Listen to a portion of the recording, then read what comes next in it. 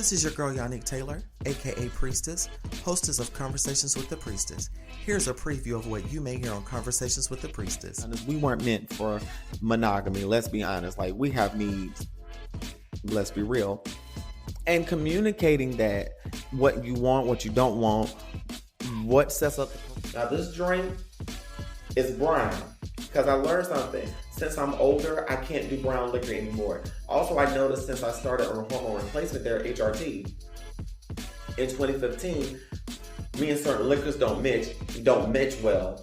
I don't know whether... And I recognize that a lot of men love to be dominated by women. And that's because men are seen as these leaders, as this big alpha male dominant being. And because they're put on this pedestal of being leaders, sometimes they want to be submissive. Back when I cosplayed a Butch Queen in South Carolina around 2011, I was on Craigslist. This is when Craigslist was bumping and before they had gotten rid of the personal section. I hope you enjoyed that preview. Join me on Wednesdays at 9 p.m. for Priestess After Dark.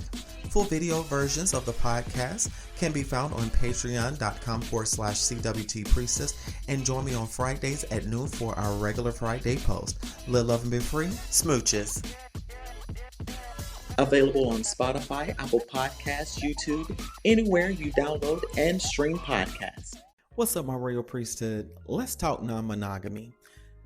In my journey of love, living, and dating, I've discovered that I'm non-monogamous.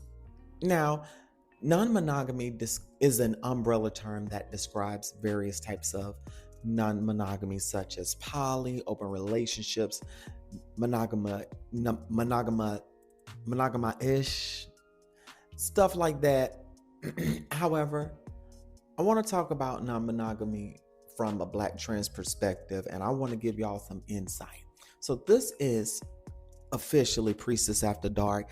Now, if you're listening to this on Spotify and other platforms, this is a nude podcast.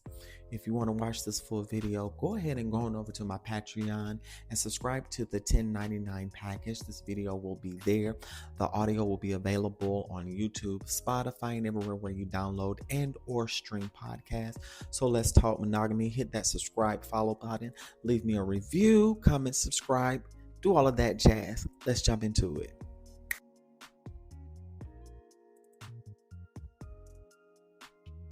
What's up, my royal priesthood? Let's talk monogamy. Now, in my dating life, I first ran into the idea of non-monogamy in around 2015 when I was dating this one particular ex who sprung on me at the last minute, and unbeknownst to me that we were in an open relationship, and tried to gaslight me into some stuff. And I was thinking about this experience, and I thought about other dating experiences, and I decided to do this video for Priestess After Dark. I've been in an ethically non-monogamous relationship for a year now, and it's great. And my previous dating experience with non-monogamy has helped me greatly. My first experience with polyamory came on the heels of a bad breakup and just jumping into another relationship. And from there, I had a not so great experience. So I tried non-monogamy again. And then I just ended up staying single. And now that I'm finally settled in a non-monogamous healthy relationship, I want to share some tidbits with you. Now, non-monogamy includes the various types of non-monogamy, such as open relationship, open marriage, monogamish, polyamory, the various types of polyamory. It's an umbrella term for whatever different ways that people practice non-monogamy. Now, non-monogamy is not anything new. We see throughout the thralls of history that non-monogamy and polygamy was a tool used for political reasons and religious reasons. And even now, through education, through deconstructing antiquated ideals, we're able now to decipher the different types of non-monogamy. And we see these tropes play out. Now, we have to be careful to understand that non-monogamy is not to be used as a solution to infidelity. Okay? In dating on the apps, I see people, especially on apps such as Field, Tinder, and all these other things, people have E and M in their profile or some type of non-monogamy. But when you read their profile, it's giving the language that it's one-sided.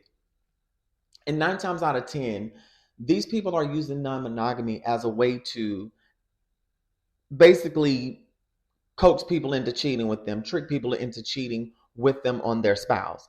And you have to be on the lookout for that. Ask them questions. Okay, I want to talk to your spouse. If someone comes to you about wanting to do non-monogamy, ask to speak with their spouse, because you want to make sure that, hey, you want to make sure that everything is everything. Now, that may not be in every relationship. That person can play, do whatever they want. But if it comes to relationship, there needs to be communication. Now, also with non-monogamy and cheating, if you are in a relationship and you have a problem with a mate being wondrous with their eyes and cheating on you, I would not suggest that you introduce monogamy or a third party. That's going to breed contempt and you're going to find yourself in heartbreak. If you feel like you're going to cheat as well, if you feel like you have a propensity to cheat, because some of y'all out there are motherfucking cheaters. Let's be real. Motherfuckers be cheating. They don't want people to call them out on their bullshit, but bitch, y'all are cheating. What the hell? Y'all are fucking cheating. Stop the shit. Anyway, if you know that you're going to cheat, or if you are a cheater, do not suggest non-monogamy or an open relationship, because you are still going to cheat. Cheaters are going to cheat. Okay? You can still cheat in a non-monogamous relationship. Well, Priestess, y'all are non-monogamous. It shouldn't matter. Well, before you decide to jump into a non-monogamous relationship, you first have to have a discussion. You need to set those boundaries. You need to know the do's, the don'ts, the who's, the who don't, and set boundaries of what y'all prefer to do sexually with each other or with other people. I think sometimes people mistake non-monogamy as a path to screw whoever or fuck whoever you want to. It's not that.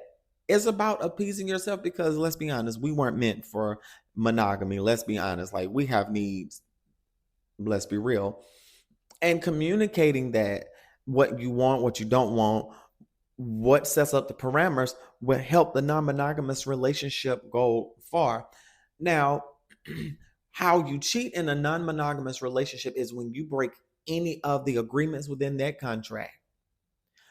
If you emotionally cheat, if you don't openly communicate, that is cheating. And if you decide that you don't want to do that anymore, just communicate. Like, communicate with people. That's what that is about. But also make sure, I'm going to say this, that you are getting tested regularly, especially if you are having multiple sexual partners. Getting tested and knowing your status and knowing your health things is very important. Remember that. Non-monogamy can be a fun thing. It can be a great thing. Now, I've had the unpleasant experience of having someone use the guise of non-monogamy. A couple of months ago, this guy hit me up. He was like, hey, how are you? You're beautiful. I want to connect with you. I'm non-monogamous. This is what I'm looking for. I communicated to him what I was looking for and, let him know that I was hitched to someone. And I'm listening to his conversation, but I'm looking at his page. His page had all of these rules that you had to follow. And a red flag to me that stood out was, I can't host, so you'll have to make arrangements for us. I can't do that, because that's giving that you're not non-monogamous. You're actually in a relationship with someone and you're cheating. Or either you're breaking some kind of rule, something fishy is on there. And it may have also been that is the agreement that he and his partner had. But with the sketchy communication, it was given very much, hey, look, bitch,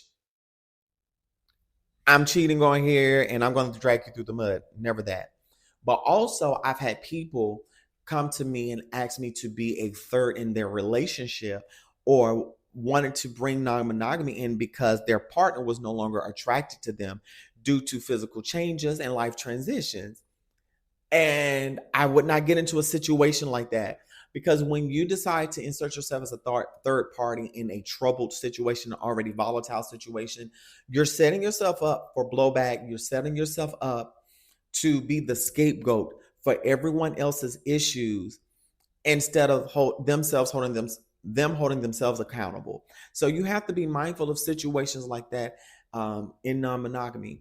Before you venture into non-monogamy, I dare you to read The Ethical Slut. I'm going to put this in my show notes, and I'm going to tweet this out. The Ethical Slut. I'll get the author's name. Y'all check that out. It's a great book to read. I have a copy of it. Go read it. Also, do your research. Do your research. Google is free, people, and build community. All right. So non-monogamy can be a fun thing. You must communicate. Don't introduce monogamy in troubled relationships or as a solution to cheating. Because I guarantee if you don't work through those issues beforehand, it's going to be an issue. It's really going to be an issue if you don't work through those issues. So y'all live, love, and be free. I'm out.